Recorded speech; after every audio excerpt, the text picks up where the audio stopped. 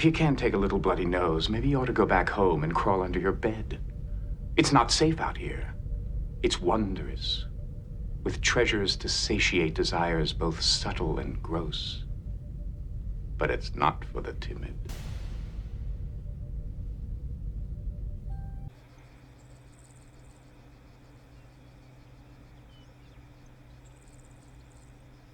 Hey guys, how you doing? Theron here. Welcome to my first video of the channel here at Theron's Theorycrafting. So what we're going to do is, I wanted to do this channel for a long time because I wanted to do a video where I get a chance to take a look at a bunch of other games and look at some of the mechanics that some of those games have and how perhaps they could be applied into Star Citizen.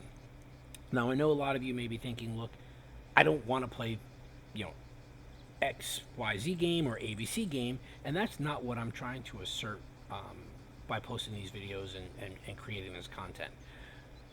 Every game is unique in and of itself. I like particular games for what they are, and I like Star Citizen for what it is. But there are times where you'll see games that have mechanics that you think to yourself, wow, this is really cool, and I think CIG should look at how this is done, and they should use this as inspiration for perhaps how to make Star Citizen a better, more immersive, more enjoyable game. So basically what I wanted to do as my first video is take a look at the medical gameplay mechanic within Star Citizen. So I think that right now, as you all know, the medical gameplay mechanic is pretty basic, right? It's basically stab ourselves in the arm with a med pen and set a respawn point at a Cutlass Red, a Anvil Carrack, or an Origin 890 jump or something like that. There's no downstate, there's no treating injuries per se, and I know CIG has made mention of the different tiers of medical gameplay, and I'd like to talk today about how I see, or how I would like to see the tier 3 or the most basic form of medical gameplay shape up. So today we're here in Arma 3, and what I've done is I've downloaded the ACE 3 mod for Arma. What the ACE 3 mod does is it adds some additional, more immersive medical gameplay functionality to Arma 3. So what we're going to do is we're going to jump in here. I'm going to obviously shoot these NPCs that we have here, and I'm going to go through the process of healing them back up and showing how I think this could be applied to Star Citizen. Now, one really quick thing to take note of, and it's pretty obvious. Here in Arma 3, we're on a terrestrial planet with atmosphere, and it's easy to do these interventions. And obviously in Star Citizen, there are going to be quite a few times, if not a majority of times, where we are going to find ourselves in an area either without an atmosphere at all or a hazardous atmosphere at that. Now, I don't have the answer for how we're going to address treating wounds in those types of atmospheres, but hopefully once we post this video, you guys can jump into the comments and we can have a discussion about how that might happen. So lastly, one of the things that I know a lot of people may be concerned about is they may say to themselves, well, why do we need all of this? Why are you going through this process? I don't play PvP, I'm more of a PvE player, or even if I do play PvP, I don't care about all this. This is a lot of added extra functionality that I don't think Star Citizen needs. And the reason why I disagree on both counts is, one, even if you're a PvE only player, you are going to get hurt. You are either going to run up against some animal or another NPC in the game who's going to be hostile towards you. Your ship itself, whether it's from lack of maintenance or coming up against other NPCs or players, may suffer damage. That internal damage, whether it's fire, radiation, gas, an internal explosion, could serve to harm your character. You could fall from a height, things like that. And then secondarily, even though if you're a player who doesn't particularly enjoy this type of gameplay, there are other players who do. Being a medic is a big part of FPS gameplay, and being a medic, at least to me, means more than just running up, stabbing somebody with a pen, and sending them on their way. I would like there to be some sort of skill component to it. You know, CIG has always said that this is going to be a game of skill, not just a game of twitch reflexes and arcadey gameplay. So let's get into this, and I'm going to basically go into a little bit more depth about how I see this happening. So, fire! Okay, so we got this guy shot up pretty good. So the way Arma works is that in Arma, you can,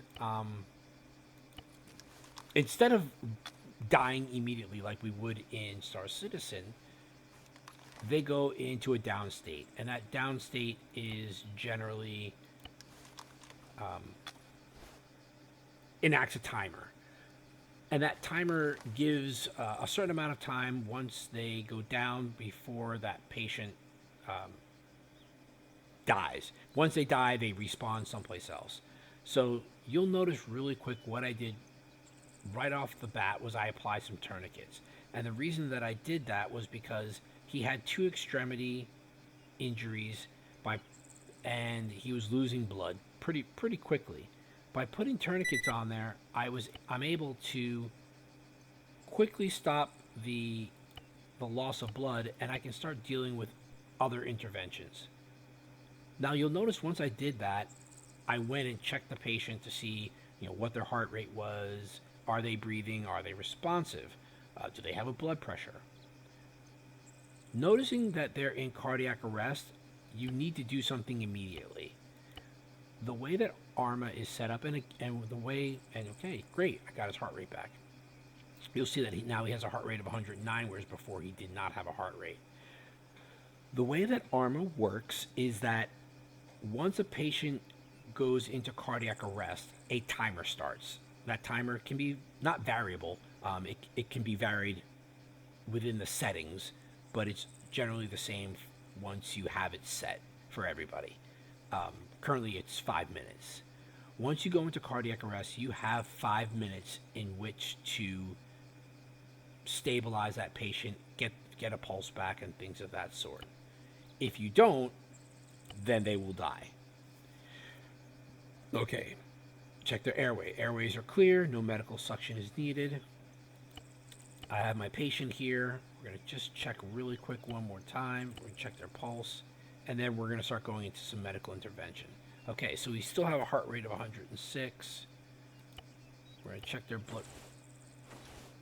Check the patient's blood pressure, 85/57, because he's lost a lot of blood.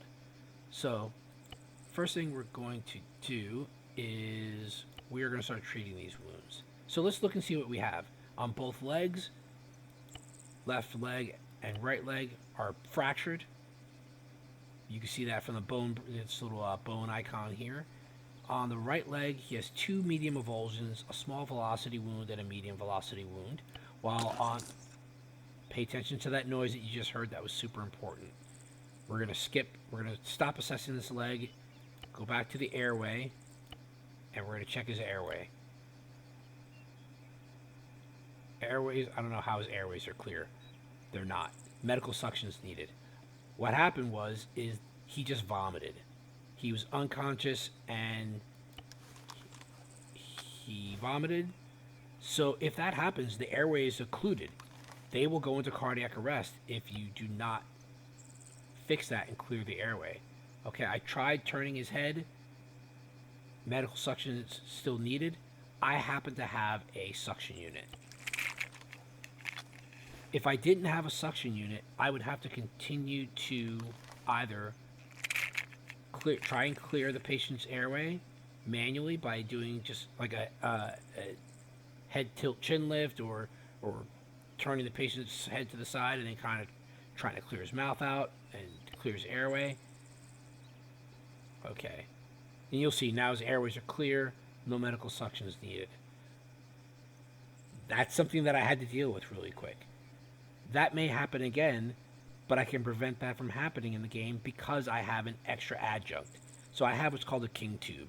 It's an airway adjunct. It's very similar to an endotracheal tube. I can put that down, down the patient's airway, and now I don't have to worry any longer about him throwing up. I can tie that off. We're good, right? Let's go. We're going to check the pulse one more time. I find no heart rate. Okay.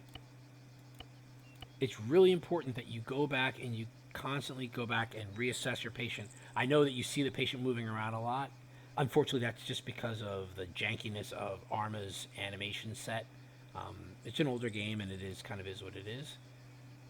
Let's see.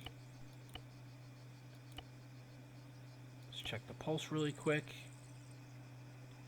Okay, great. We got his heart rate back. We're good to go. So we're going to go back. We are going to start treating these wounds. Now, with all of these wounds, you would think I would start using Quick Clot.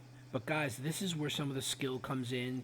Not only knowing that you need to apply tourniquet right away, not only knowing that you need to check the airway, use suction if you have it, and insert a king tube, but simple things like I don't need to use Quick Clot if I have 2 tourniquets applied because there's no bleeding, right? So we're going to skip the Quick Clot and we're going to go straight to packing bandaging. Hopefully those will deal with the velocity wounds. And you can see the small partial velocity wound was bandaged. And we're going to use packing bandage again, and hopefully that will deal with the medium velocity wound. Now, the one thing that I'm not particularly crazy about here with Arma is that they don't allow you to select a treatment and then select the wound that you want to treat it with, if that makes sense. And the reason why that's important is that while I could use whatever I've got, there are certain medical interventions that work better than others. And if I don't use the right medical treatment to bandage up a wound, it has a greater chance of reopening at a future time. And if it reopens, then I have to retreat it all over again. So, okay, so now we notice that the leg is still fractured. We're going to apply a SAM splint. Even with a splint applied, the character won't be able to run, but at least they'll be able to move at regular walking movement speed. So, okay, so we have that done there. We're going to go over here. We have 3 medium velocity wounds. Again, we don't need Quick Clot. Packing bandages are the bandage of choice for velocity wounds. We've already gotten rid of 1, and we're just going to continue. Okay, 1 minor avulsion. Elastic bandage is the bandaging that you really probably should use for that. And you'll notice that now that that's done. Really quick, I want to do one quick thing. We've been dealing with his wounds for a bit. Okay, look, see, he has no heart rate.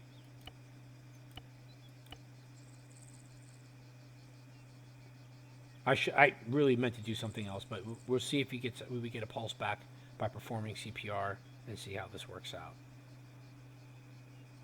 And if it doesn't, we'll go to another adjunct really quick. We'll check his pulse. Okay, we got a heart rate back. So, but again, this is I can't stress this enough. It's important to continue to reassess your patient periodically, because if you don't, you could easily miss the fact that they've gone into cardiac arrest. You could start doing a bunch of other stuff, and then your patient could die. Okay, so now that this patient is completely bandaged, and you'll notice that by the B's here, and the fact that both extremities have gone from being red to yellow to blue, which is the progression of injury, we can remove the tourniquets. The one great thing about that is tourniquets are the one thing that you can reuse over and over and over again. So it's great to grab them off the patient that no longer needs them, and you do not want to leave them on there because they will cause pain to a conscious patient, and too much pain can make a patient pass out. So this patient has lost a lot of blood, so we are going to start an infusion on his right arm of 500 mLs of blood. And then, just for grins and giggles, we are going to start on the left arm. We'll do 500 mLs of plasma. Now, in Arma, they don't really have a particular reason why you would give one over the other, but theoretically, blood is the best, saline is the worst as far as fluid resuscitation, but blood is rare, blood is fragile, it needs to be refrigerated, it can't get too hot and it can't get too cold. Saline is a lot more forgiving and can be transported anywhere and can be found almost anywhere. So let's go back. Let's take a look at our patient one more time. We're going to check their pulse. Heart rate of 96, looking pretty good. Hopefully they're okay. You can see we're going to do an overview. Their blood pressure's coming up. So let's do this really quick. Now, one thing that CIG has implemented in the game is the drag mechanic, which I'm super happy about. Thank you very much, CIG. However, the one thing that I think they really do need to look at is adding a carry mechanic. I think it's much more, much greater use to being able to carry someone rather than drag them everywhere. Okay. Ready. Oh, okay, this guy woke up. So there's no need for that anymore. Okay.